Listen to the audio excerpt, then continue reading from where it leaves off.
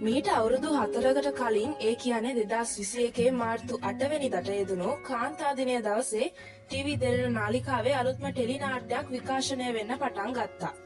ඒ ඉස්කෝලේ කියන ටෙලි නාට්‍ය. සමන් ඉදිරිමුනි තිර රචනය කරපු සාලින්ද රත්නායක අධ්‍යක්ෂණය කරපු ඒ ටෙලි නාට්‍ය ප්‍රේක්ෂකයන් කොච්චර ආසාවෙන් වැළඳගත්තද කිව්වොත් අද රටේ ටෙලි නාට්‍ය ප්‍රේක්ෂක ප්‍රතිචාර මැද්දේ විකාශය වෙනවා. ඉතින් කොහොම හරි මේ ඉස්කෝලේ ටෙලි නාට්‍ය ජනප්‍රිය වෙන්න බලපෑ ප්‍රධාන සාධකයක් වුණේ විහාර ටීචර්. විහාර ටීචර්ට වයස් ભેදයක් නැතුව හැමෝම වගේ ආදරය කරන්න පටන් ගත්තා. මේ තරම් ප්‍රේක්ෂක ආදරයක් ලැබෙන විහාර ටීචර්ගේ චරිතයට රංගනයෙන් දායක වුණේ දමිත්‍රි සුබසිංහ. හැබැයි ඉතින් මේ දිනවල නම් ඉස්කෝලේ ටෙලි නාට්‍ය බලන්න ප්‍රේක්ෂකයෝ ඉන්නේ ටිකක් දුකින්. ඒ දින කිහිපයකින් නම් විහාර ටීචර් ගැන ටිකක් දුක හිතෙන ආරංචියක් සමාජ මාධ්‍යයේ ප්‍රචාරය වෙන්න අරගෙන තියෙන නිසා. විහාර ටීචර් ඉස්කෝලේ ටෙලි නාට්‍යෙන් ඉවත් වෙනවා කියලයි ඒ කතාවලින් කියවෙන්නේ. සමාජ මාධ්‍යයේ පළවෙන පුවත්වල නිර්වද්‍යභාවය ගැන තහවුරු කරගන්න විදියක් නැති නිසා වගේම දමිත්‍රිත් ඒ සම්බන්ධයෙන් කොතැනකදීවත් කිසිම දෙයක් ප්‍රකාශ කරලා නැති නිසා ඉස්කෝලේ ප්‍රේක්ෂකයන්ට මේක ගැටලුවක් බවට පත් වෙලා තියෙනවා.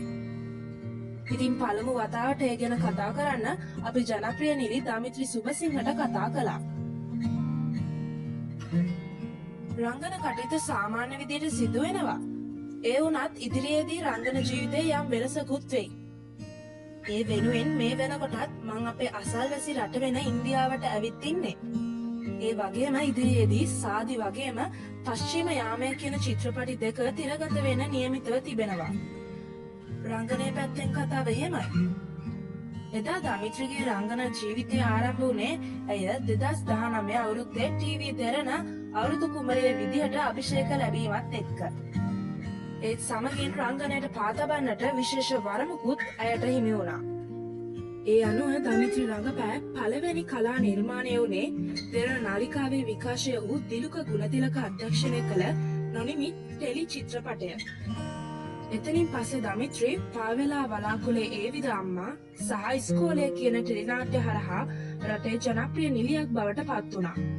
ඒ අතරිනුත් ඇගේ රංගන ජීවිතය උඩි යටිකුරු කරපු නිර්මාණයක් වුණේ ඉස්කෝලේ ටෙලි නාට්‍ය බවයි අපේ විශ්වාසය. ඒ ගැන ඇයි කිව්වේ මෙහෙම කතාවක්.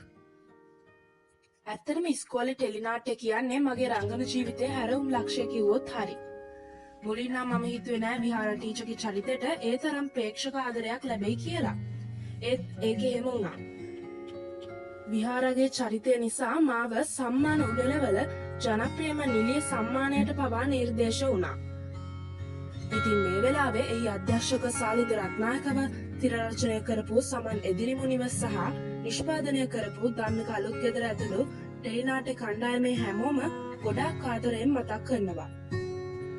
ඒ වගේමයි ටීවී දෙරණ එහි උපසභාපති ප්‍රධාන විධායක නිලධාරී ලක්සිරි වික්‍රමගේ සර් වගේම විධායක අධ්‍යක්ෂ ප්‍රධාන මෙහෙයුම් නිලධාරී වන මාධව මඩවල සර්වත් මේ වෙලාවේ මතක් කරනවා.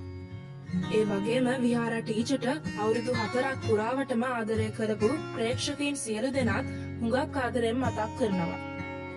ඉස්කෝලේ ටෙලි නාට්‍යෙන් දමිත්‍රි ඉවත් වෙන කතාව අහලා බලන්න හොඳම වෙලාව ඒක කියලයි මට හිතුනේ. ඔව් මේ දවස්වල ඒ විදිහේ කතාවක් යනවා තමයි. සමහරු කෝල් අරන් මෙසේජ් දාලා ඒ ගැන අහනවා. ඒ හැමෝටම ගොඩක් ස්තුතියි. ඇත්තටම විහාර ටීචර්ගේ චරිතයෙන් නැත්තම් ඉස්කෝලේ ටෙලි නාට්‍ය තුලින් දැනටමත් මම ඉවත් වෙලා ඉන්නේ. ඔන්න පළවෙනි වතාවට තමයි ඒ ගැන කිව්වේ. දමිත්‍රි ඉස්කෝලේ ටෙලි නාට්‍යයට සමුදීලා මේ වෙනකොට ඉන්නේ ඉන්දියාවේ. ඒත් දැන් බොහෝ දෙනෙකුට නැගෙන පොදු ප්‍රශ්නය තමයි ලංකාවේ එච්චර ජනප්‍රිය ටෙලි නාට්‍යයක අසීමිත ප්‍රේක්ෂක ආදරය ලබන චරිතයක් කරමින් හිටපු දමිත්‍රි එක පාටම ඒ හැම දෙයකින්ම සමු අරගෙන විදෙස්ගත වුණේ මොකටද කියලා. මෙන්න ඇගේ වචනවලින්ම ඒකට උත්තරේ. ඉන්දියාවේ දැනට තියෙන ලොකුම සහ හොඳම රංගන පාසල වන අනුපම් කේ කියන රංගන පාසලෙන් අධ්‍යාපනය ලබන්න මට අවස්ථාවක් ලැබුණා. මං හිතන්නේ ඒක ජීවිතයට ලැබුණු ලෙසින් කෙනෙක්ට ලැබෙන්නේ නැති ලොකු අවස්ථාවක්. ඔඩිෂන් එකක් තියලා ඊටත් පස්සේ ඉන්ටර්විව් එහෙම කරලා තමයි මට ඒකට සම්බන්ධ වෙන්න ලැබුණේ. දැනටත් මම ඉන්දියාවේ ඇවිත් එහි අධ්‍යාපනය හදාරනවා.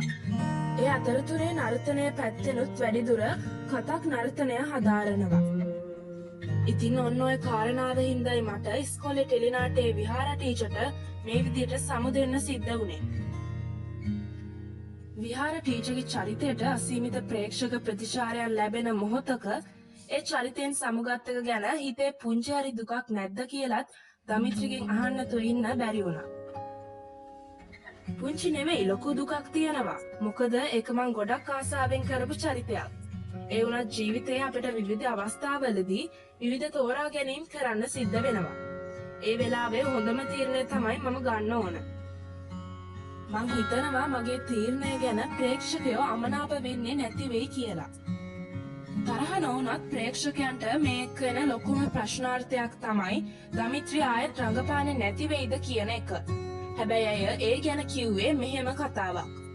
මම රඟපාන්නේ ගොඩක් ආසාවෙන්. ඒක නිසා කොහෙත්ම රඟපාන එක නම් නවත්තන්නේ නැහැ. මට පුංචි කාලේ නිලියක් වෙන්න හීනයක් තිබුණේ නැහැ. මට ඕන උනේ බැංකු කළමනාකාරණියක් වෙන්න. හැබැයි ඒ හීනේ මම හැබෑ කරගත්තා. මම පෞද්ගලික බැංකුවක අවුරුදු 4.5ක් සේවය කළා. ඒ අතරතුරේ තමයි දෙරණේ අවුරුදු කුමරියට ඇප්ලයි කළේ. ඒ ජයග්‍රහණයට පස්සේ රංගනයට ආරාධනා ලැබීමත් එක්ක තමයි රටේ ජනප්‍රිය නිලියක් වෙන්න ඕන කියලා කැමැත්තක් ඇති වුණේ. දමිත්‍රිව දකින කාට වුණත් හිතෙන දෙයක් තමයි ඇයට තියෙන්නේ දකුණු ඉන්දිය සිනමා නිලියකගේ පෙනුමක් කියන එක. බොහෝ අය දමිත්‍රිට එහෙම කියලාත් තියෙනවලු. ඒ කතාව නම් ගොඩක් අය කියනවා. හොඳම වැඩේ කියන්නේ ඉන්දියාවේ සමහර අයත් මම දැක්කාම අහනවා ඔයා චෙන්නයි වලද කියලා. දැනටමත් ආරාධනාවක් ඇවිත් තියෙන්නේ ඒ ටෙලිසීරීස් එකකට. ඒ ගැන ලොකුවට විස්තර ඉස්සරහට කියන්නම්. රංගනයයි නර්තනයයි දෙකටම දක්ෂතා පෙන්වන නිලියන් කිහිප දෙනෙක්ම අපේ රටේ ඉන්නවා. දමිත්‍රි කියන්නේත් එහෙව් චරිතයක්. ඒ ගැන ඊළඟට අපි අහලා බැලුවේ. මම නර්තනයට හරිම කැමතියි. ඉස්කෝලේ 6 පන්ති ඉඳන් නර්තනය ඉගෙන ගන්නේ. ඒ කාලේ නම් ඉස්කෝලේ වැඩි හරියක්ම හිටියේ නැටුම් කාමරේ තමයි. ඉස්කෝලේ ඉවෙන්ට් එකක් එහෙම තිබුණොත් මගේ නැටුමක් අනිවාර්යයෙන්ම තියෙනවා. ඒ තරමටම නටන්න ආසයි. හැම නර්තන ශෛලියක්ම වගේ පුළුවන්. මේ දවස්වල කතක් නර්තනය ගැන වැඩිදුර හැදෑරීම් කරනවා. මුලින්ම මම කතක් නර්තනය ඉගෙන ගත්තේ ලංකාවේ සාදර පැතුම් ගුරුතුමා ළඟින්. ඔව් නර්තනය හැදෑරුවත් මම ඒ ඉගෙන ගන්න දේවල් හරියටම කළා. සාමාන්‍ය පෙළ විභාගයට ඒ 9ක් ගත්තා. උසස් පෙළට ඒ 2යි B1යි ගත්තා. වාණිජ්‍ය විෂය ධාරාවෙන් උසස් පෙළ කළේ. අවුරුදු කිහිපයක් ඉඳන් දමිත්‍රි නර්තන පන්ති පවත්වන ගුරුවරියක් විදියට කටයුතු කරන කෙනෙක්. ඒ වගේම තමයි අය කොරියෝග්‍රැෆර් කෙනෙක් විදියටත් කටයුතු කරන කෙනෙක්ලු. මේ වෙනකොට ලංකාවේ ප්‍රසිද්ධ නගර 3ක මගේ නර්තන පන්ති තියෙනවා. ඒ මහරගම, බොරලැස්ගමුව සහ මාලඹේ. මම නැති වුණත් ඒ පන්ති පැවැත්වෙනවා. ඒ වෙනුවෙන් සහාය දෙන කේසර, පූජා, රන්දම්, දුල්මි, සහන්‍යා, නේලි, ගණේන්ද්‍රි මේ වෙලාවේ මතක් කරන්නම ඕනේ. කතාබහ අවසන් කරමින් මෙතෙක් කලක් විහාර ටීචර්ගේ චරිතයට ආදරය කළ ආදරණීය ප්‍රේක්ෂකයන් ඇතුළු පොදුවේ ඇයට ආදරය කරන සියලුම ප්‍රේක්ෂකයන් මතක් කරපු දමිත්‍රි අවසානයට ඔබ වෙනුවෙන් යමක් කියන්නත් අමතක කළේ නැහැ. අපේ සමාජයේ ඉන්න අය ජීවිතේ විඳිනවා කියන එක විවිධ විදිහට අර්ථ නිරූපණය කරනවා මම දැකලා තියෙනවා.